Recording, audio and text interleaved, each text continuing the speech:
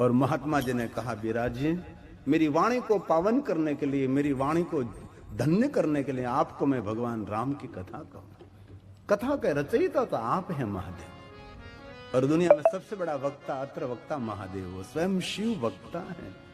आज वक्ता श्रोता बनकर कुंभज के पास गए हैं कथा सुनने के लिए। और रामचरितमानस में तुलसी जी ने कह दिया, एक एक पात्र को बखान करते करते कुंभज जी ने भगवान राम जी की कथा कही। और तुलसी बोले, राम कथा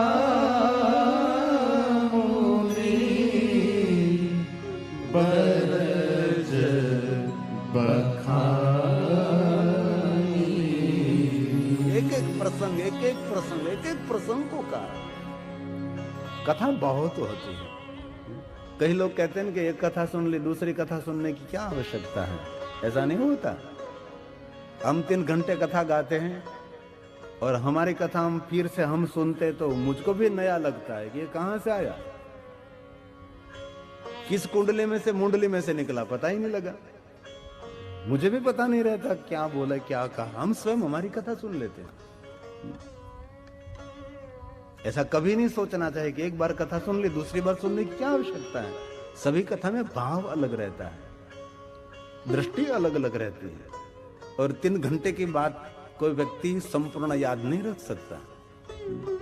कोई कोई बात स्पर्श कर जाते हो याद रह जाती है, सब कुछ याद नहीं रहता। इसलिए बार बार सुनना पड़ता है, बार बार सुनना पड़ता है। सत्संग नित्य होना चाहिए, ये जीवन का आधार है। इसलिए महादेव स्वयं भगवान प्रभु राम की कथा सुनने के लिए कुंभज के पास पधारे हैं, और तुलसी ने प्रसाद दिया है। राम कथा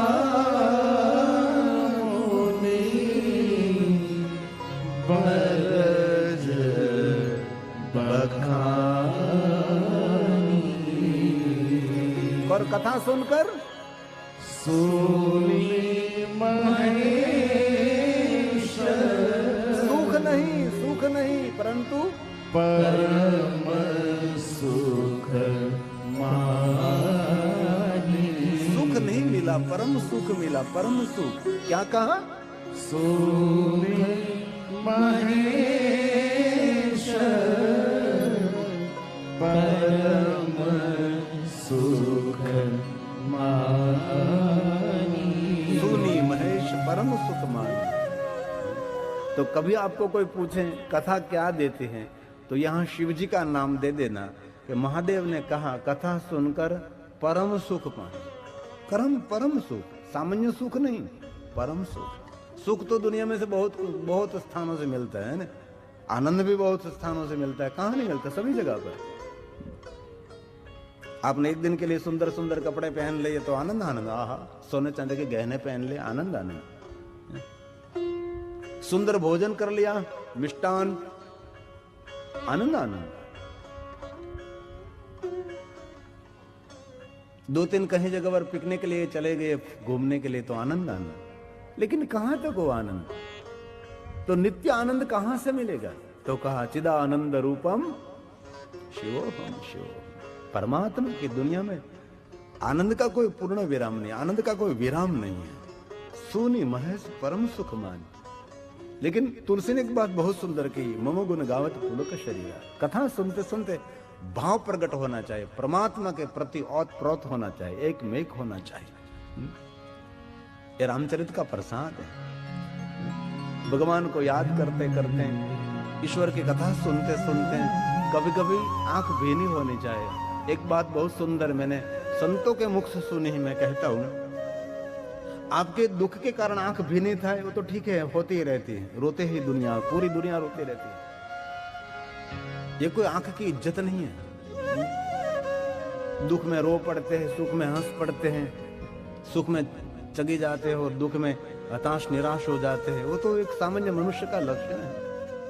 आपके दुख में आपकी आंख रड़े हुए आंख पवित्र नहीं होती।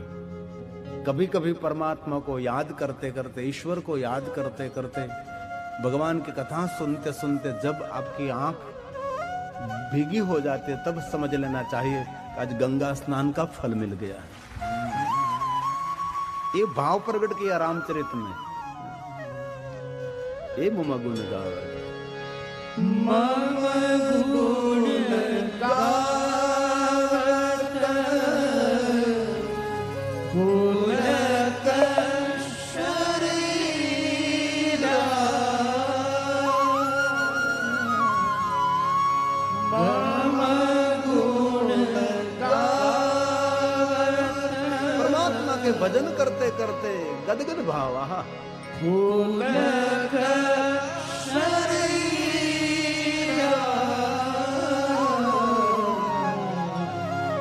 गद गद कीरा और नयन बहु नीरा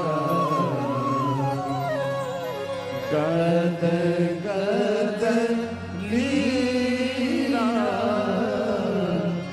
नयन बहु नीरा। मनुष्य किसको कहते हैं? योग्य उत्तम मनुष्य, नरोत्तमा। नरोत्तमा का अर्थ किया नर मनुष्य। मनुष्य में उत्तम मनुष्य कौन? महामनुष्य कौन? नरोत्तम कौन?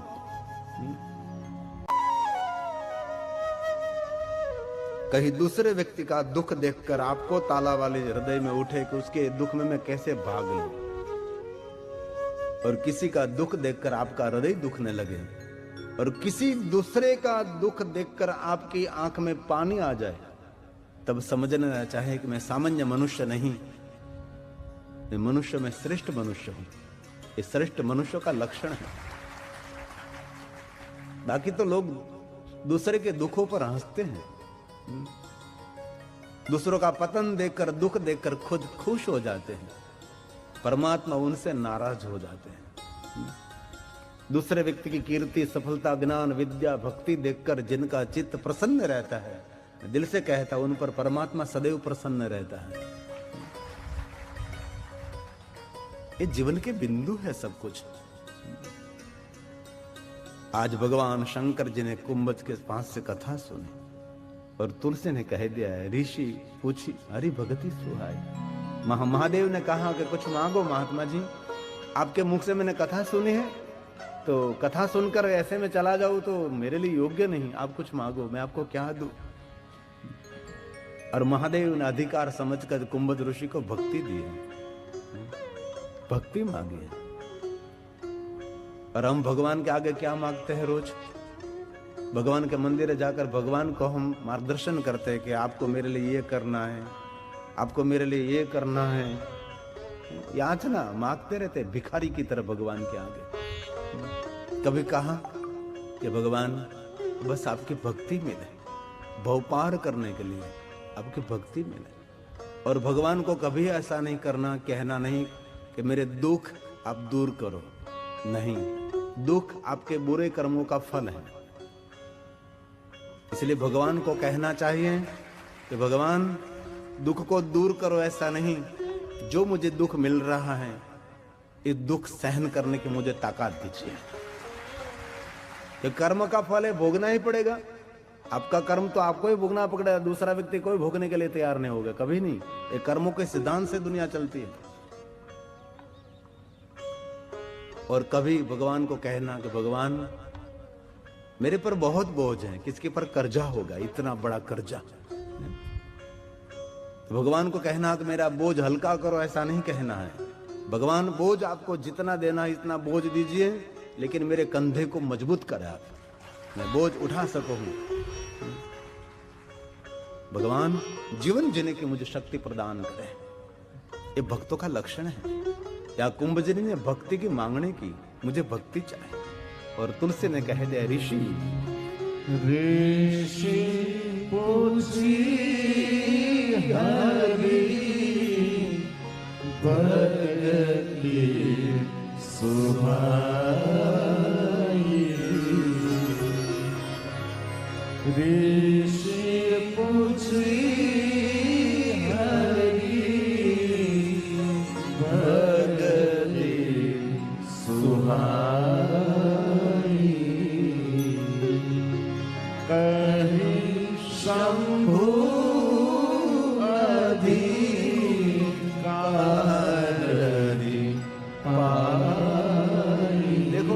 लेकिन बहुत समझने जैसी बात है। महादेव ने भक्ति तो दी, लेकिन जिनका अधिकार होगा उनके पास भक्ति रहेगी ना। बारिश आ रही है लेकिन पात्र ही उल्टा पड़ा है तो इसमें जल नहीं आ सकता है ना। पात्र होना चाहिए। भक्ति किसको मिलती है? जिनके पास पात्रता है। इसलिए शब्द भी अधिकार, जो अधिकारी है उनको भक्ति मिलती है। और धन संपत्ति वैभव जीवन जीने के लिए आवश्यक है, लेकिन भगवान तक पहुंचने के लिए भक्ति बहुत जीवन में आवश्यक मानी जाती है। इसलिए इतनी बड़ी संख्या में आप सभी कथा सुनते हैं। सभी लोग फिर के भगवान को समर्पित हो जाएंगे, बस सुनते हैं, मजा आ रहा, आनंद आ रहा है। इसमें से कोई कोई अपने जीवन को बदल देगा, अपने जीवन को परिवर्तन कर देंगे, मुझे भरोसा है। ये कथा कभी खाली नहीं जाती। बारिश आती है तो कोई खेत में तो मबलक पाक निकल आता है। जमीन फलद्रुप होनी चाहिए, ये भूमि फलद्रुप होनी चाहिए। बारिश तो बरस रही है, सभी जमीन फलद्रुप नहीं होते। आप सब जानते हैं कि दरिया कांठा की जमीन खारसू हो जाती है, मीठे वाली, नमक वाली हो जाती है, इसमें कुछ पाक नहीं होता ना। इसलिए जिनकी जमीन फलद्रुप होगी, जिनका हृदय द्रवित होगा, जो बोया है उगेगा। ये लड़के आज पायलट बनकर आए हैं, हमारे कांति भाई की, उनकी 16 साल की आयु है। बहुत छोटी लड़की है, बहुत छोटी, इतनी छोटी तब थे हमारे साथ। ये उसके बच्चे को लेकर मेरे पास आते थे, और मैं तो सालों से बोलता हूँ हर लड़की कुछ करे, ऑफिसर बने, प्रोफेसर बने, कोई डॉक्टर बने, कोई पायलट बने, इंजीनियर बने, आकाश में उड़े। ये हमारी पायलट बेटी, अभी आपने टेलीविजन में देखा, आपके समाज का गौरव है। कितने सालों के बाद मुझे मिली बापू में मैत्री, मैंने तो पहचाना भी नहीं, मैं तो भूल गया था। क्योंकि હું જીવું છું ચહેરાઓના વનમાં, ચહેરાઓ બસ ચહેરાઓ, હું જીવું છું ચહેરાઓના વનમાં। આ ચહેરાઓનું જંગલ જ છે ને, જહાં દેખો વહાં ચહેરા ચહેરા ચહેરા। હું જીવું છું ચહેરાઓના વનમાં, ચહેરાઓ બસ ચહેરાઓ। કઈક જાણીતા, કઈક અજાણ્યા, કઈક રૂપાળા, કઈક કદરૂપા, કઈક જ્ઞાની, કઈક અજ્ઞાની। હું જીવું છું ચહેરાઓના વનમાં, ચહેરાઓના જંગલમાં રહેલું જીવન सभी चेहरा याद न रहे। तो मैं पूछा, मैं कि तो मैंने पहचाना नहीं। तब हमारे कांतिलाल ने कहा कि बापू ये छोटी सी हमारी मैत्री थी ना, वो अमेरिका से पायलट बनकर आई। कितनी बड़ी बात, बाप कितना गौरव करता है। उसने पकड़ लिया। बहुत सारी भाई लड़के लड़के सब मिलने के लिए आते। बापू 15 साल पहले कथा सुनी थी, 20 साल पहले कथा सुनी थी, हम लगे रहे, कहीं न कहीं पहुंच गए, बहुत दूर तक पहुंच गए। कितनी डॉक्टर बेटा मिलने के लिए, बापू हम डॉक्टर बन गए। क्योंकि मैं 26 साल से कथा कर रहा हूं।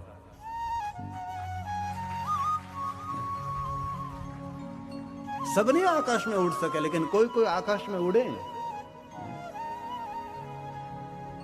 और मैंने थोड़ी सी बात भी सुनी थी हमारे कांतिलाल की, तो उसको बेटी को पायलट बनाने के लिए बहुत धन की आवश्यकता थी।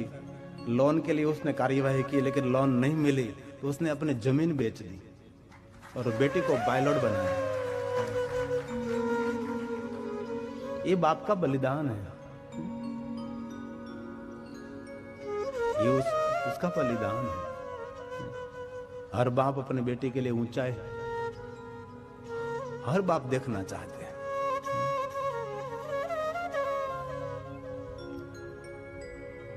ये अभी जो टेलीविजन में आप देख रहे हैं, और बहुत समय से हमारे बहुत पुराने श्रोता हैं, उसका पूरा परिवार ऐसी बहुत अपने बेटा और बेटी को मिलने के लेकर। हमारे एक नाम तो भूल गया, रोहित भाई, वो भी अपनी बेटी और बेटा को लेकर आते हैं। छोटे तब से मेरे पास लेकर आते थे, अब बड़े डॉक्टर बन गए, बड़ी बड़ी डिग्री हासिल कर ली। एक गौरव होता है। अभी जो आप टेलीविजन में दिखा रहे हैं, ये मैत्री।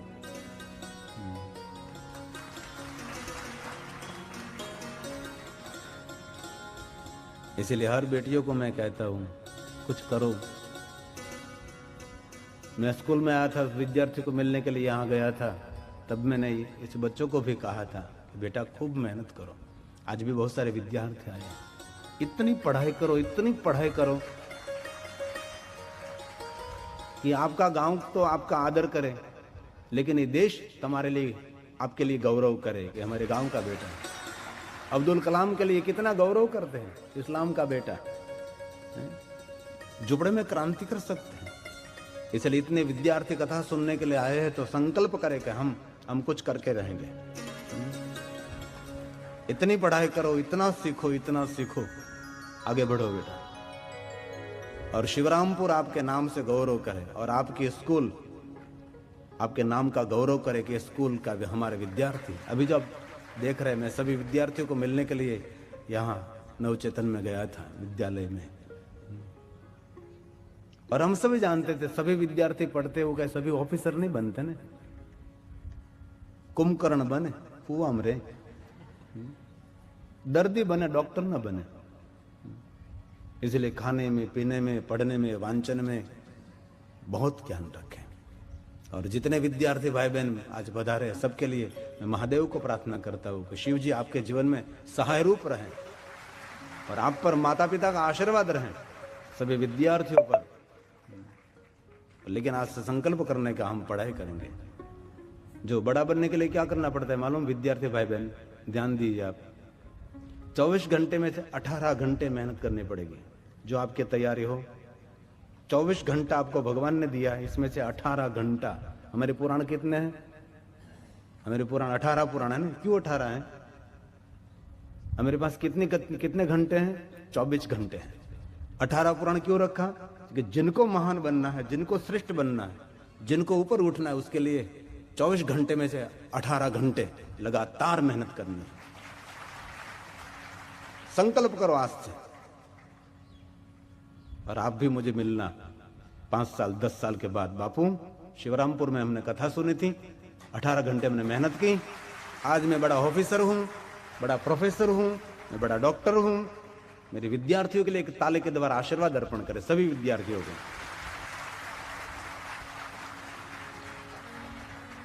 बस मैं भी भगवान को प्रार्थना करता हूं कि आपके जीवन में मां सरस्वती सहाय रूप बने।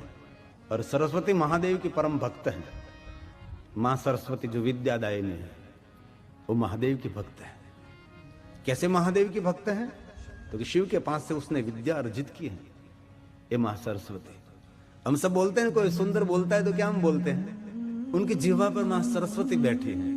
कोई सुंदर गाता है तो हम क्या बोलते हैं? उसके कंठ में मां सरस्वती बैठी है। तो सरस्वती सुंदर बोलती है, सरस्वती सुंदर गाती है, तो उनके कंठ में कौन? उनके कंठ में मेरा महादेव बैठा है।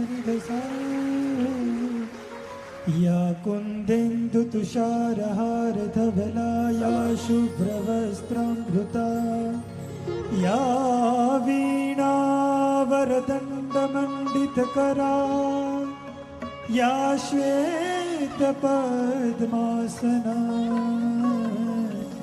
या ब्रह्माच्युत शंकर प्रभृतिभिर देवे सदा वंदिता,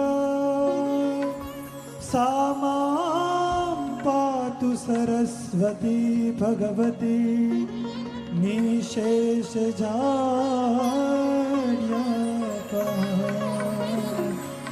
निशेष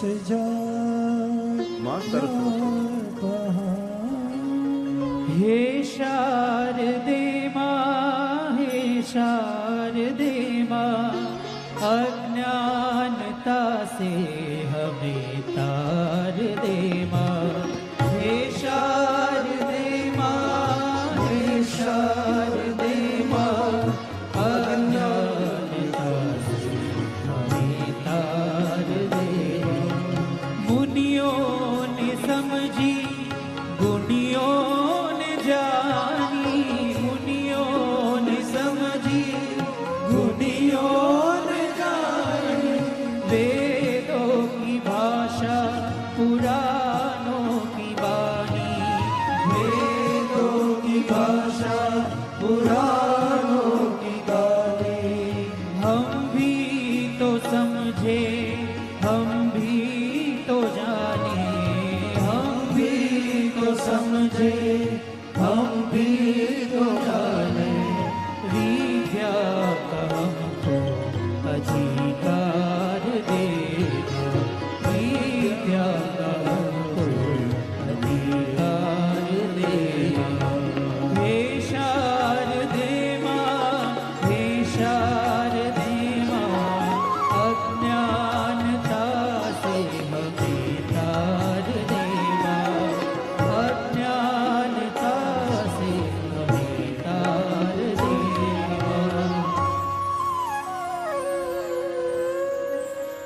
सुनत रघुपति गुण गाथा, कछु दिन कहाँ रहे गिरनाथा।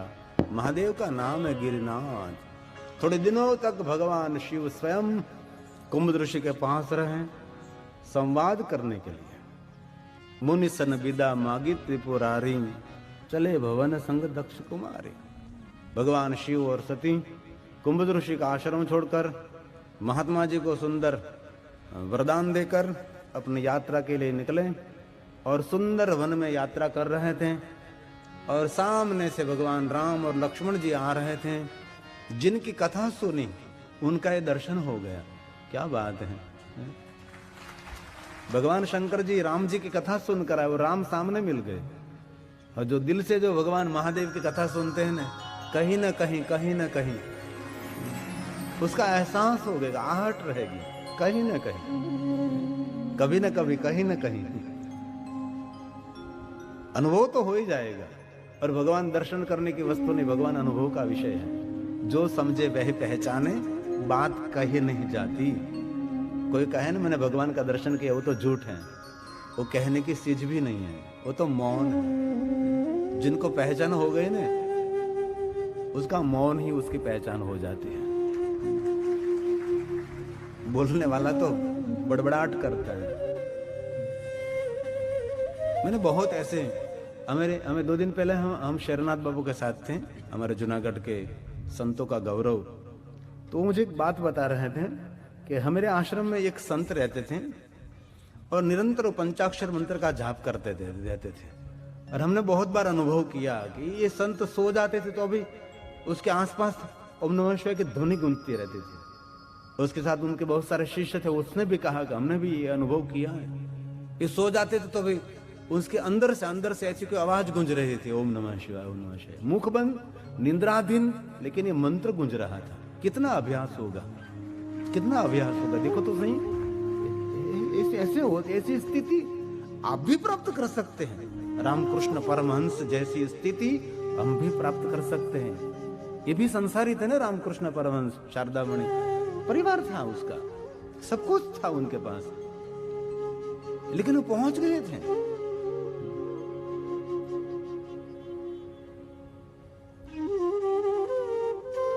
इसीलिए जो दिल से परमात्मा को समर्पित हो जाते हैं, और हम दिल से कहते हैं, जिसने भाव से कथा सुनी, श्रद्धा से कथा सुनी, आज नहीं तो कल जो आपकी कोई सांसारिक कामना होगी अथवा अलौकिक कामना होगी, उनकी जरूर फलश्रुति मिलती है।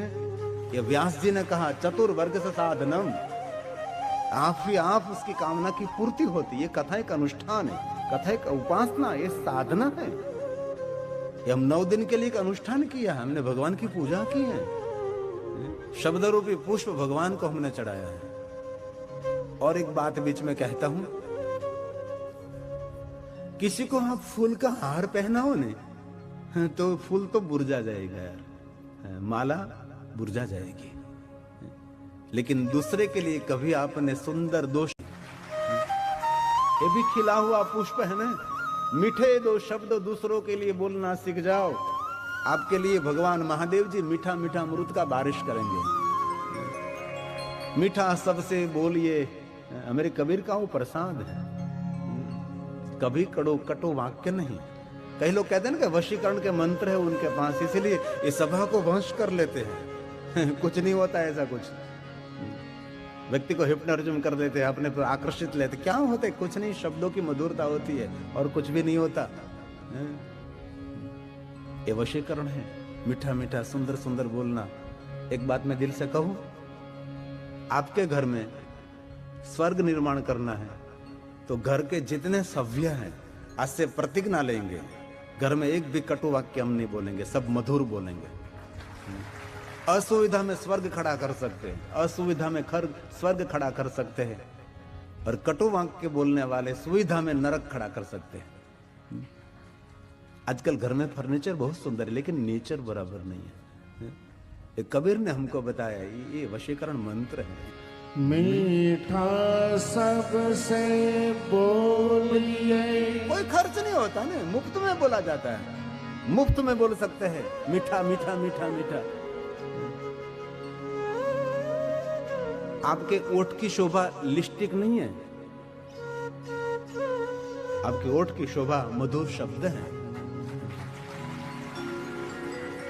चढ़े पड़े मानवे जिब बड़े, मीठा बोला मानवे न जगमा वाको बाल। बाको बाल न कर सके कोई, मीठा बोलो मीठा बोलो।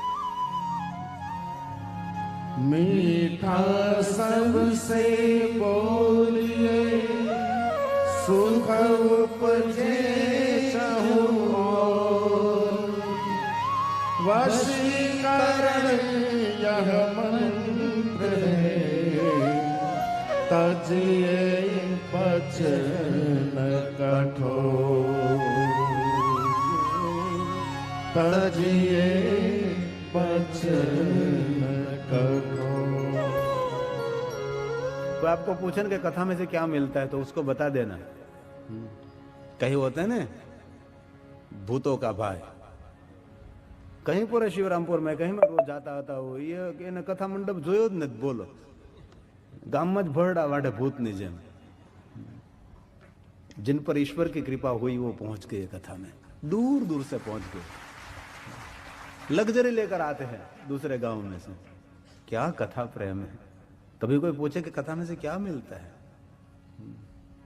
तो आप बता सकते हैं, कथा सिर्फ भगवान की माला नहीं, कथा जीवन जीने की कला देते हैं, सिर्फ माला नहीं। कोई कहते हैं कि कथा तो माला नहीं, कथा माला के लिए नहीं, कथा तो जीवन जीने की कला देते हैं। यह है भगवान की कथा। और जिनकी कथा सुने वो सामने मिल गए और महादेव के मुख में से शब्द प्रकट हो गए। जय सच्चिदानंद जगत पावन। महादेव कहने लगे भगवान राम जी को, अस कही चले मनोजन चावन। कितनी सुंदर बात है। जय जयकार करते हुए चलने लगे। सती ने पूछा कि प्रभु पूरा विश्व आपको प्रणाम करते हैं, आप किनको प्रणाम करते हैं? जय जयकार करने लगे। ये तो कोई राजा के राजकुंवर हैं, उसकी नारी खो गए, उसको लिए और जाड़ जाड़ पान पान पेड़ पेड़ पहाड़ को पूछ रहे, सबको बस जा रहे हैं। भगवान महादेव जी ने समझाने का प्रयास किया, लेकिन सती के मुखाकृति से महादेव को पता लग गया कि मेरी बात पर उसको भरोसा नहीं है। इसलिए भगवान महादेव ने सामने से कहा, सती आप जाइए, विवेक रखकर उनकी परीक्षा करिए। ये मेरे भगवान हैं, विष्णु का अंश अवतार है और कथा से हम सब परिचित हैं। मां सती गई प्रभु के सामने, सीता का रूप लिया और भगवान श्री राम और मां सती का सुंदर संवाद है। पूरी कथा सुनाई है, बहुत लंबी कथा है। भगवान राम जी ने कहा, मैं विष्णु का अंश हूं, लीला करने के लिए धरती पर अवतरित हुआ हूं और भगवान महादेव ने मुझे वरदान दिया है कि मैं जगत का इष्ट हूं, लेकिन विष्णु आप मेरे इष्ट हैं। ये भी एक बहुत और लंबी कथा है। कथा में से कथा, कथा में से कथा, इसमें भी बहुत कथा होती है। और प्रणाम करके आ गई। महादेव ने पूछा तो सती ने सत्य का आचरण नहीं किया, सती ने झूठ का आचरण किया। राम कौन है? स्वयं सत्य का स्वरूप है। सत्य का पर्याय कौन? भगवान श्री राम है। सती ने सत्य का दर्शन किया, लेकिन जब अनुसरण करने का समय आया तो सत्य का प्रयोग नहीं किया, झूठ का प्रयोग किया। दर्शन किसका किया? सत्य का। आचरण करने का समय आया तो झूठ का। और तुलसी ने कह दिया, कछो न परीक्षा लीन्ही गोसाई, कीन्ही प्रणाम